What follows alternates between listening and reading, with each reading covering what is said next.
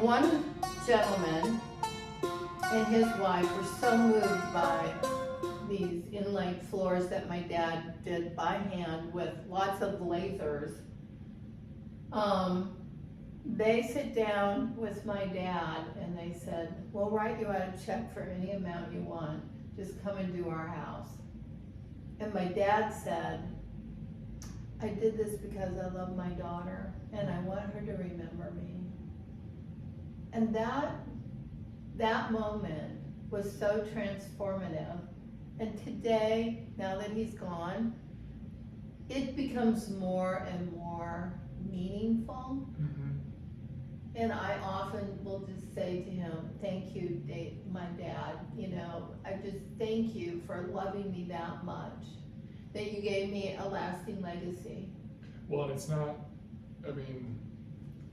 these floors, there is not one gap in between each piece, and they're different kinds of wood butted up together, which if anybody's done any kind of woodworking, if you have, that is a skill that I don't have. He taught me how to do that. He taught me how to do that, but I'm not strong enough. So what you do is, this is full wood. This is, there's no veneer. There's no laminate. No. So this is black walnut, because that's my favorite, and it's grown here in the Midwest. So we saw a picture of the floor in the Oval Office of the White House. We're just sitting around one day and we're looking at things, right? Getting home improvement ideas. From the Oval Office. Oh my God. Which are, dangerous ideas, right? Expensive ideas. Yeah, so, but my dad loved carpentry and he loved wood. That was his whole vibe. So he would put down each row and take a crowbar and pull it as tight as he could. And you talked about how it's a workout on your upper body. My dad and my grandfather had big arms, big hands from doing that work their whole life, right? So he would take the crowbar and he would pull that floor in, and then he would take his pneumatic nail gun. But remember, when I was little, I used to follow them around and whistle with my grandpa, and they would hand nail these things. Wow. Yeah. Oh my God. So the day that they came out with those pneumatic nail guns, that was a game changer. Yeah, those are amazing. My dad has one too. We use it for everything. It's wonderful. Yeah. It saves a lot of swearing. Yeah. A lot of hitting your thumb and Oh yeah. So anyway, that's why they're so tight, but we're actually sitting on a 6-foot moth that's embedded in the floor. Is this bird's eye maple? There's bird's eye maple, there's Chetson, there's Love bird's eye maple. there's exotic woods in the floor that you cannot buy any longer. But he made this moth, and you notice it's all irregular, right? Mm-hmm. But it's tight, there's no gaps. But that's because he took a photograph of the most beautiful moth I had ever seen, and I went up to him, now I'm like 50 years old, and I'm like, oh my God, look at this moth.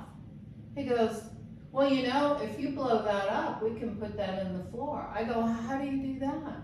He goes, we'll take this down to the photocopy place, these art places, and we'll just blow it up. So we blew it up until it's 6 foot. He cut it out as a pattern, overlaid it on the wood, and cut the wood, used the, like making a dress, instead of fabric, you're dealing with wood. Yeah. And he used his pattern to cut the moth out. And then he nailed it. And he put it in a room that is not rectangular, but it's got an octagon, it's got a rectangle, it's got all kinds of weirdness to it. And he specifically calculated where the middle of the floor was, and he had 6 lasers shooting in here. It looked like a spy movie, like with the alarming systems they have in some of these museums, like if you cross, you'd sense off something. Right, Yeah. Well, when I came upstairs to see what was going on, I was taking a break from work. I have my office in the house.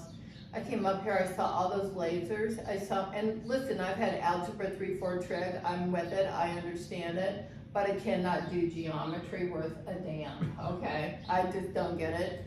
Anyway, I saw him working on that, and I broke out in a sweat. Oh, yeah. I literally thought, I am on overload, I cannot do this. And I told him that, and he goes, nothing to it. Well, even looking at this, so, I mean, it's one thing to cut this figure out, to cut the moth out and piece it together, but to have everything fit perfectly around it, Yeah. each plank, you know, coming down and butting up against it to perfectly fit, that's just, I mean, that's a genius to this, because there's no way I could do this. You could do it. I could tell you how to do it because you're physically strong. But I will tell you, I have watched new people do this, and they don't take the crowbar and they don't pull it. And the other secret is how you stagger the wood when you put it in. So my dad and mom worked like a team, and my mom would stack the wood at certain lengths. When she wasn't stripping. When she wasn't a stripping person. And then she would go row by row, and she'd probably be a couple of rows ahead of my dad. She'd leave a gap, so he had plenty of room to put the crowbar in and whatnot. But here's the other thing he did. He took this product called PL400. It's a construction adhesive. And if you've never used it, get it. But he put down the PL400 on the wood, then he'd put it on the floor, then he'd pull it tight, and then he would nail it. Never hold. It has held, and if you go downstairs in my basement where I don't have ceilings, and you look up, you would be amazed at the amount of nails in this thing. I bet you the nails in this house are at least a ton. Yeah, you can't see one of them though. That's amazing. No, isn't that something? Yeah. So, I just think, like you, we've been blessed because we've come from families who taught us how to do things, how to work with your hands. And it's amazing how those days where you start out kind of hating it and thinking, oh my God, this is a drag, but it actually, as you get older, really becomes great memories and a way to make money if you need it, if you fall on a bad time and you know you got to do something, or like, hey, if you don't have a job, but you got stuff that's breaking and... Yeah, it's a great way to save money, not have to call someone in. And it's, I don't know, I mean, for me, it was always, I feel like it taught me so many great lessons about starting a project and finishing it, and then having that to look at, you know, I did this was, right, you know, what I did with, and it might not have been just me, it might have been with my family or a partner or whoever, but it's great to see something from beginning to end and to have had that control and that, you know, vision over something. Right. It's just, there's nothing like it. And it really teaches you life lessons that you can apply to your job, you know, anything. Yeah, and if you wanted to flip houses, if you wanted to buy something in your neighborhood that was maybe not exactly the best looking house, or it was a problem, you know, like maybe an abandoned house or something, it would give you a skill set where you could actually go in and contribute to your community. And doing something with a house like that doesn't seem like an undoable task. Like, right, you couldn't do it, you know, because it's too much. You know, for most people, like I said, that house across the street would have been unthinkable to even. They would have torn it down. And I told my dad, I said, you know, if I don't do something with that, it's going to be empty. And they'll tear it down. It's really important because if you're trying to save the character of a neighborhood, and you want to like say, hey, this was once the most prestigious neighborhood in our community. This is where the founding fathers built their homes, showed their wealth off, right? And then, of course, during the 1970s, when prices of everything went clear out of range, and then we went into hyperinflation, which is where I think we're at now. Yeah.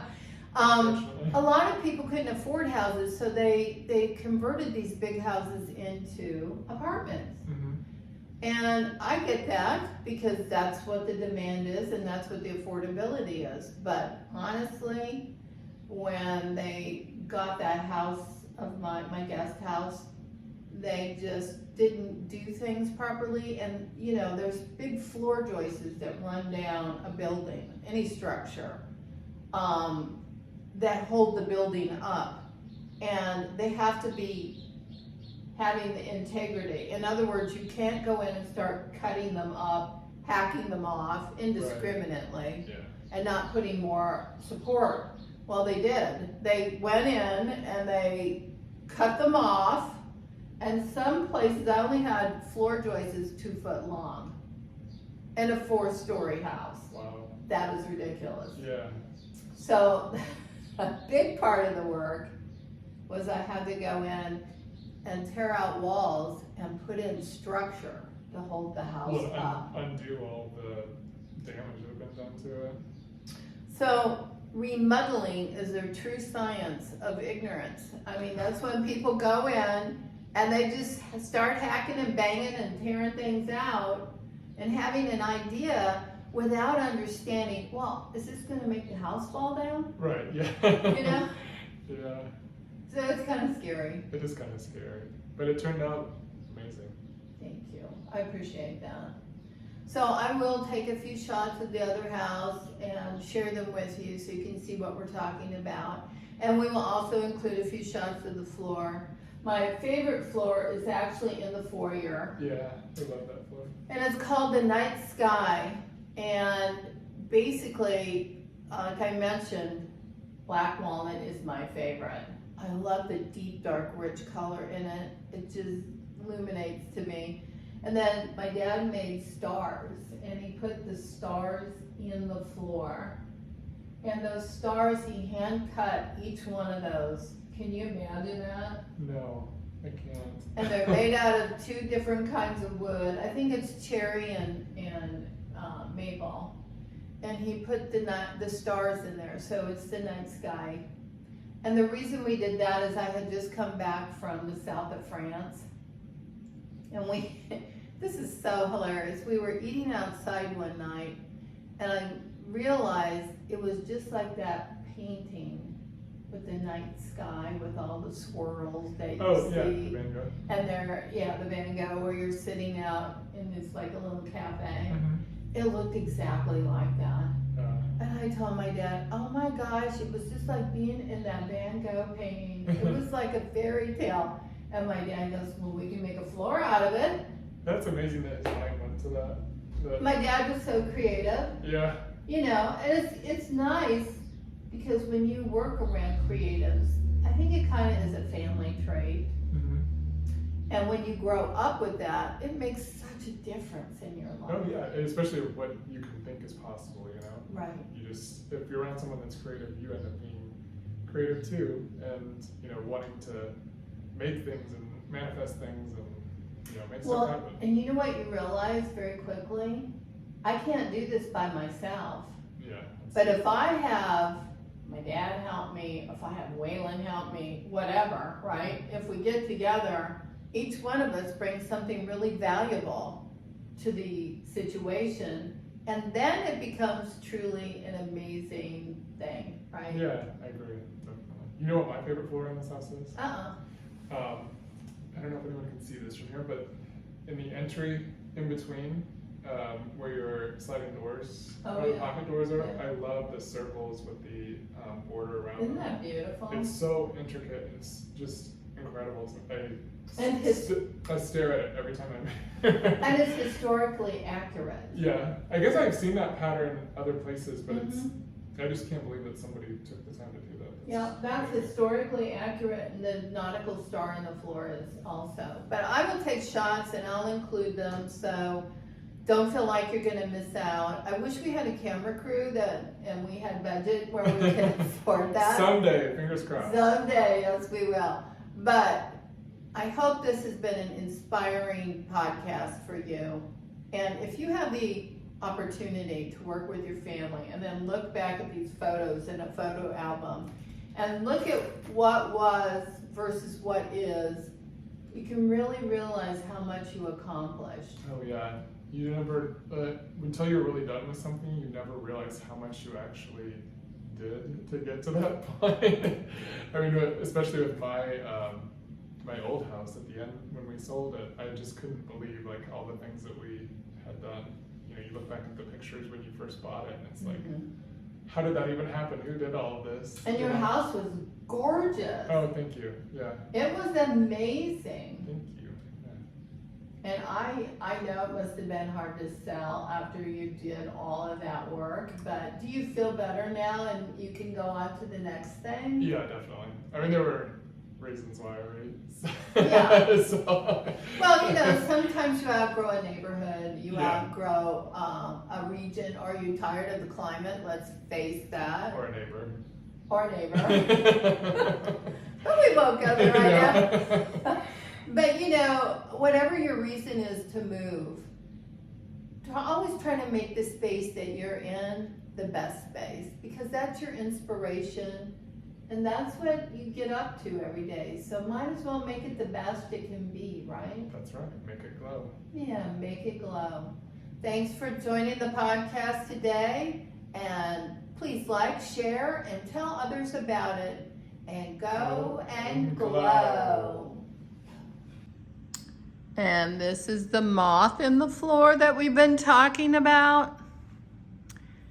And this is the dividing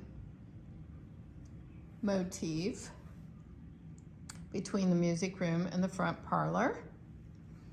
And then this is the midnight sky.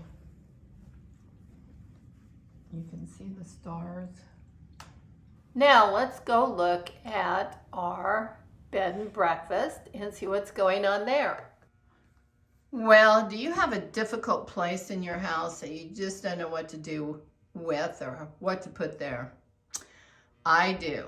And I'm going to take this piece of architectural salvage from the Territorial Governor's Mansion in the state of Nebraska, which was torn down. And now there's a high school there. This was in the servants' quarters. Can you imagine? I have a place in my house here that had this slot. Unexplainable, couldn't figure out what to do with it. So today we're gonna put that up on the ceiling. It's going to look much like this piece of architectural salvage which we put on the ceiling, which makes it look more like paneling and one of those nice girthy library feels. So you feel kind of cozy and warm and a nice place to curl up and have a book. So that's what we're going to be working on today. So Greg Peterson is up here and he is our master carpenter for today. And he has been doing cool things. And tell us about that drill bit. My goodness. Look how long, that's a 12-incher. Wow. And the reason you have to do that is because the wood's thick and you're trying to hit the floor joist, right? Exactly. These joists can be very hard, and get that screw in that hard wood is hard sometimes. So this is a good reason to pre-drill. And so he pre-drilled 6 holes up in this header. And this used to be on a window. It's a window header. And now it's going to be a beautiful piece of embellishment on our ceiling.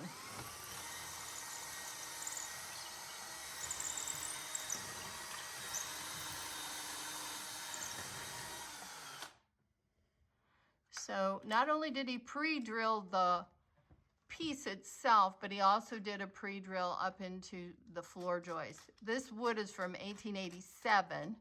It's dry and it's really hard. It's kind of like steel, isn't it? Yeah, you certainly can't go out and buy that kind of wood anymore. No, it's full dimensional lumber. Yes. I mean, back then they had more trees available, I think. And bigger trees probably. So now they harvest trees too quick, and it's just terrible wood. Yeah, it's softer wood And for softer, sure. Yeah, a lot of this stuff has such close grain. That's what makes it so good. It's almost like our hardwoods these days. Yep.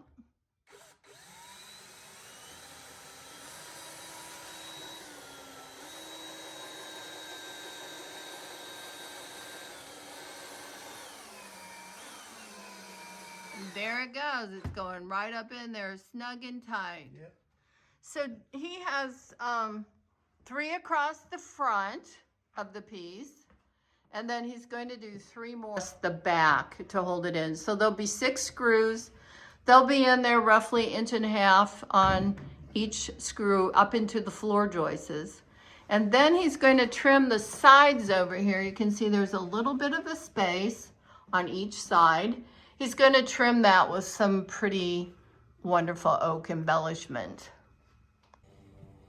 So, as you know, a big hunk of wood like that is not light. So Greg came up with this really cool, simple idea. Why don't you tell us about how you kind of cheated a little bit? We cheated when we put it up there. Well, this is like all called a third hand, because we didn't want to have to manage all of this and try to get him lined up. So I put these blocks of wood up there right where we wanted the piece to be. And they got a groove in them. Oh, yeah. Like a little shelf. Yeah. So it actually was like having 4 pairs of extra hands up there, you know. It was really, thank God, because it really took the strain off. Yes, but you can did. see how beautiful the wood is. And he has carefully chosen where to place the screws. So you can see the screws are up inside the natural indentation of the wood. Right. So it doesn't mess with the design. Yeah. So that's when you know you got a good carpenter. I have been working and working on this room. It may be small, but there is a lot of woodwork in here.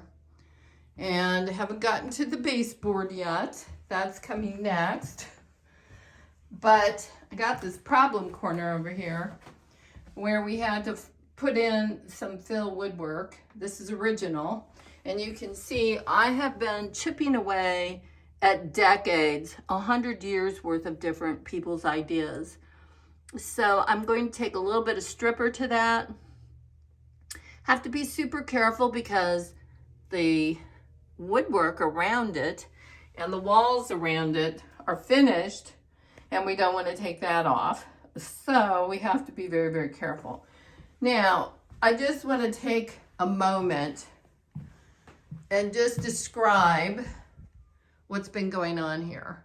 So this door, for example, this doorway used to be a door. That, of course, was not convenient because the door swung out. Then you were like left in the lurch on this stairway. And then you have this very narrow space right here to go up to the 3rd floor. And I haven't even started on this part yet. We've done some drywall patching, plastering. But yesterday I was in here working on this woodwork. So my carpenter had to fill all of this in. We took out the old boards, popped in some new, but this was in a horrible mess. The good news is we didn't have to take out the door jamb. We didn't have to take out any woodwork, but we did have to replace these little side panels. Why? Because there was door hinges. Then over here there was locks, and then it was all chipped and broken. And then down here, when they made this into a 7-plex, there was a humongous ripping out of this wall. And they had an outdoor staircase fire escape that took up primarily the bulk of the backyard. So we replaced all of that. We went down to Menards, got some really beautiful oak. And my carpenter just finished. I had this woodwork recreated, and he just nailed it up there, and I just got some varnish on it. my first coat of varnish. I stained it, and now I'm working on the staircase. We also had to replace this board, which made us replace this little sideboard all the way up. And we did that with our new moldings that we had. We worked with a local company here who fabricated that for us. Then I stained this handrail, and I found that the people I had hired to do this, well, they weren't exactly honest about things. So, for example, this is one of the areas you can plainly see there should be a screw on each side. And this is a handrail going down a very steep old home, 1887 back staircase. So the handrail's needed. We can't afford for this handrail not to function. So tomorrow when Greg shows up, we're going to have him fix that. So here's the after shot.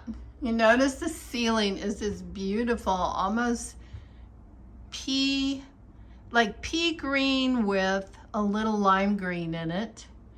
Got a magnificent antique chandelier. It's all hand hammered, and it has Steuben glass shades. The walls are gray, a dark gray.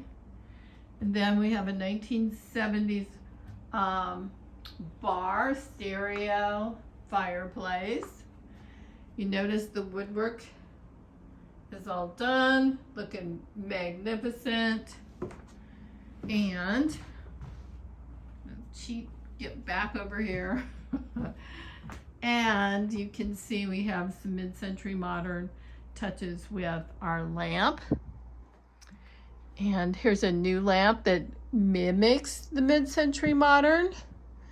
And then behind our little serving piece for breakfast, in the hallway going upstairs, the wall is matching the ceiling in here. So it's a beautiful pea green with that touch of lime to it. On the wall going down the hallway, we have a beautiful stained glass wall sconce. And then as we walk to the right, we're gonna turn on some lights here so we can look up at the ceiling and see the beautiful result of our ceiling medallion that we put up. And you can see on each side there's a piece of molding that actually went with this piece. So from 1870 is really, this was the Territorial Governor's Mansion piece. This came out of a different house, but they're all white quarter-sawn oak. And they give you the feeling that you're on your way to the library. And looking up here, these are jellyfish lights. And I just love how they add some real flair. You can see the jellyfish there. There's 3 of them and all their tentacles coming down. Anyway, I hope you enjoyed this, and it's been a lot of fun remembering these projects and the time I spent with my family. Thank you for watching the Rebel Podcast today. I hope you enjoyed this episode and looking back at wonderful projects I've been working on with my family and the fond memories we have. Please watch, subscribe, and share. Thank you so much. Now go and glow.